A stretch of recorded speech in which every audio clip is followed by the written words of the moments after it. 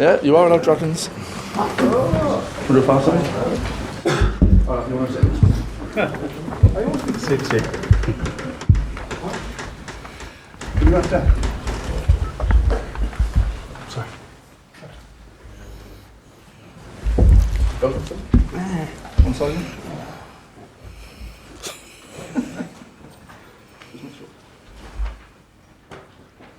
Guys, obviously Alan Phillips, team manager, Warren Gatland on the top table. This part's the live broadcast section.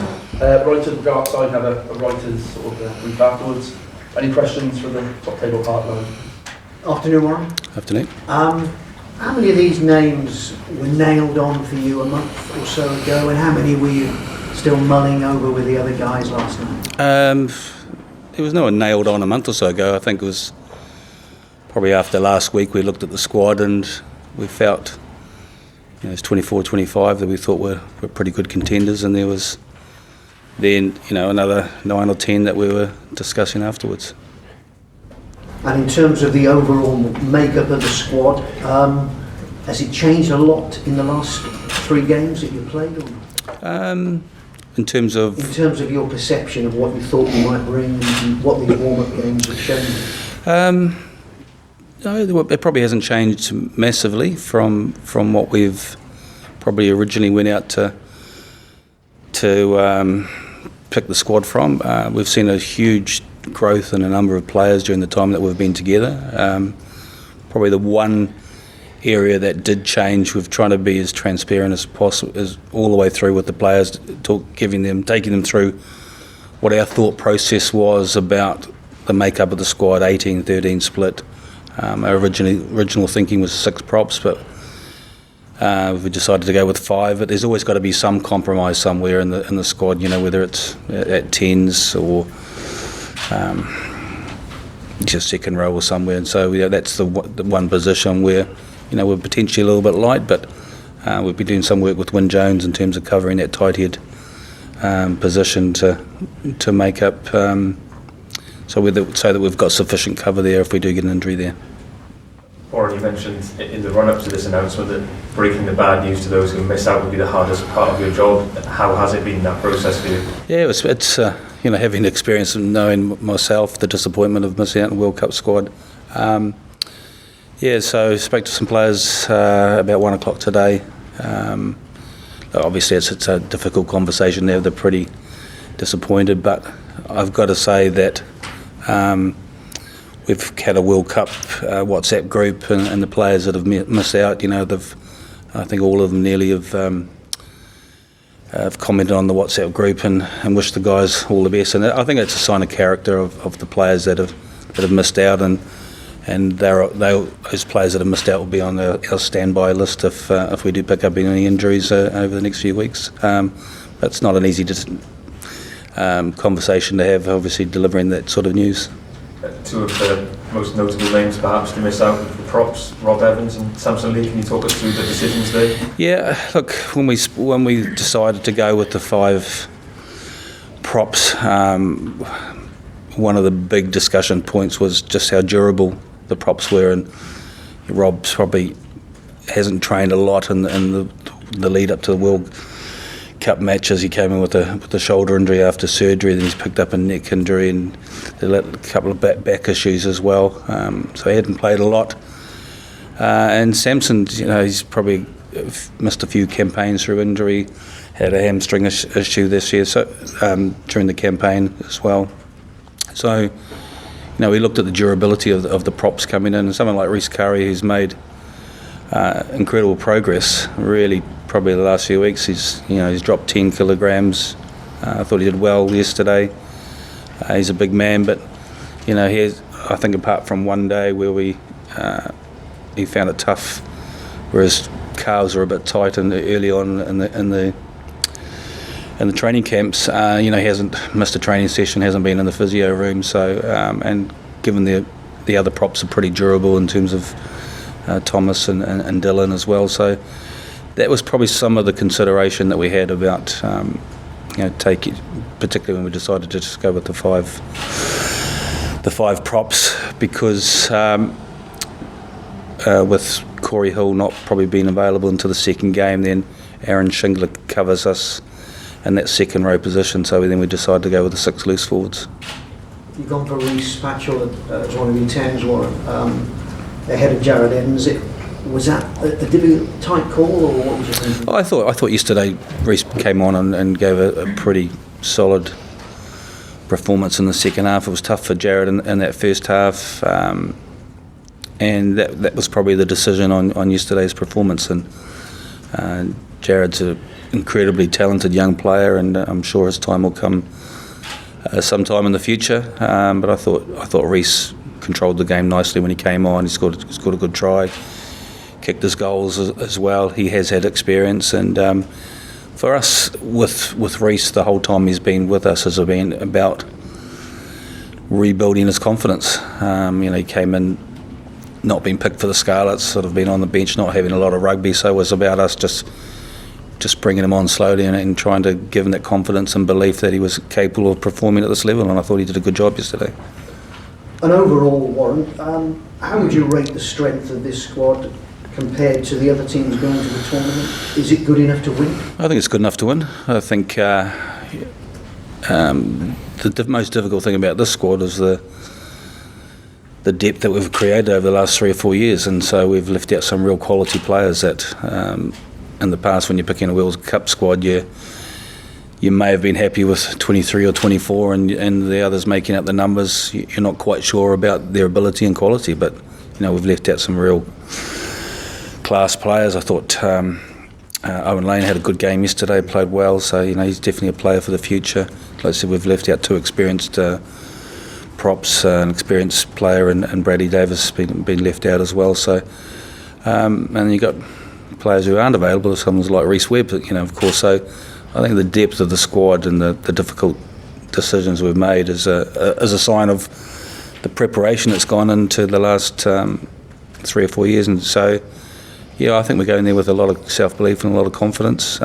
Disappointed with yesterday, but thought we showed some great character in that second half coming back. I thought we looked fit and strong and started to play with some real purpose in that second half. And I think with 12 minutes to go, if Elliot D had scored that try, I think we would have gone on to win the game. We just ran out a bit of time. You spoke very highly of James Davis a few weeks ago.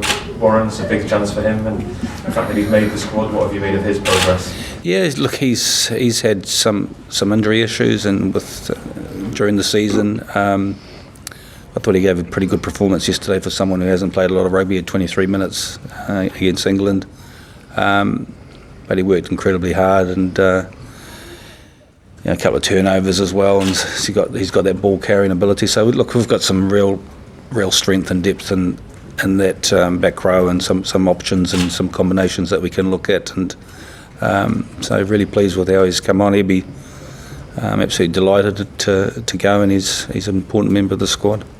And how about that last game against Ireland, now that last warm-up match? How do you approach that? Do you go stronger than you were? Yeah, we'll be pretty strong, but I think there's a couple of people that perhaps need a start, and say someone like Rhys Patchell we might look at giving him a run next week. Does Elliot D need a start at hooker as well? So it'll be pretty strong in terms of the squad, but we'll be mixing and matching a little bit for next week. Ironically, it looks like if we can win next weekend, it's sort of almost reflects exactly what happened in 2011 in terms of the warm-up game. So we'll be going over there having had a good week and hopefully picking a pretty strong side for the game in Dublin. What happens to the players left out now? Because obviously there's a good chance some of them will end up being called up. Yeah, they won't come in this week. I think it's pretty tough on them to bring them in and stuff. So they'll have a bit of a break and then get back to their clubs. We've put a standby list together that we're not making public, but those players will be on that. And if we do pick up any injuries, then perhaps they will get an opportunity to come out. So, we'll have to assess the progress of someone like Cory Hill. Hopefully he is on track to be available for that second game, but if he doesn't meet his markers on the way and stuff, then we may have to make a call on that position. So, look, it's disappointing, but they've worked really hard in the last 12, 13 weeks together, and some of them may get that opportunity to come out if we do pick up injuries. Warren, how do you split Scott Williams and Owen Watkin in centre? Look, when Scott first came in to camp, he was really struggling with his back, so he's been out for a long period. He couldn't bend down and pick up a ball off the ground. So where he's come from to being able to play an international yesterday, he's made a huge amount of progress. And we just felt that we want him to continue to do that. We've been impressed with Owen Watkin. We've used him off the bench in those big matches. And he's just probably had a little bit more rugby and a bit more game time than Scott has at this stage. So look, it's tough to leave an experienced player out like Scott, but like I said, for where he came from, I honestly did not think he would get through the camps and even be available for consideration. So he's made a massive strides in doing that, and I've got to take my hat off to him in terms of where he's got to. He's probably not quite as sharp as he in his own mind as where he'd like to be, but he's made significant progress, and if we do get injuries, then he's a different option for us. Alan, you go back to the prehistoric days of the World Cup in '87. How does this group compare to all the teams you've been involved in and going all the way back? And what's the difference between '87 and now? Well, we didn't get paid in '87. One big difference. Yeah, no, this is I'd say it's the best group of players I've been involved with. They're all pretty tight. You've just seen the WhatsApp group this morning how Rob Evans started the ball rolling, wishing the boys all the best, and then all of a sudden 8 or 9 of them we were very disappointed, didn't they? They made the cut, and this is a good group of people, and it's far more professional, isn't it? No stone unturned now. From the time they get up in the morning, they get weighed and tested. We just got to give them all the facilities to go out and play, and we've got that.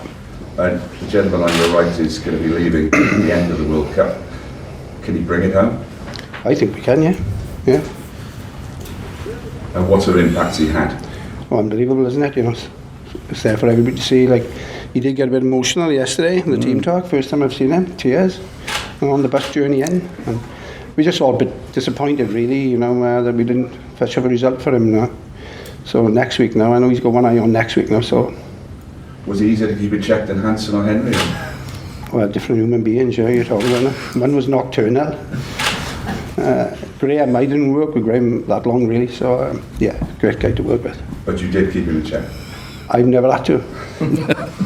Honestly, when you consider he's been like 10 or 12 years working with the same group of people, and they all get on well, respect is there.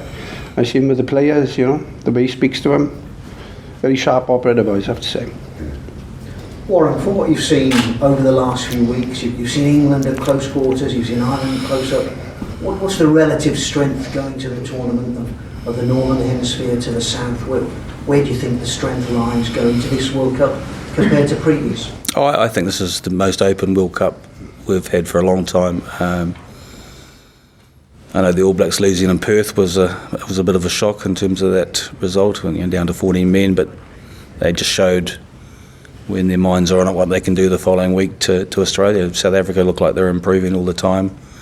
I think there's 6 or 7 teams that are capable of winning this World Cup. You need a little bit of luck. You get through your group and in the quarterfinals, and you take one game at a time.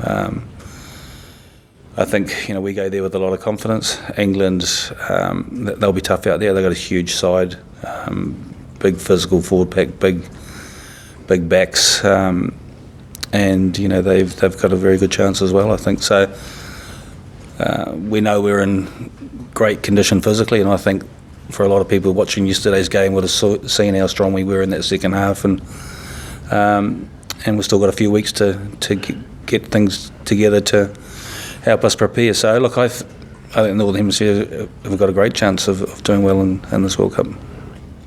All done for the live part. Thank you very much, everybody. Thanks very much for asking me a question. I was starting to feel a bit lonely. What else am I here for?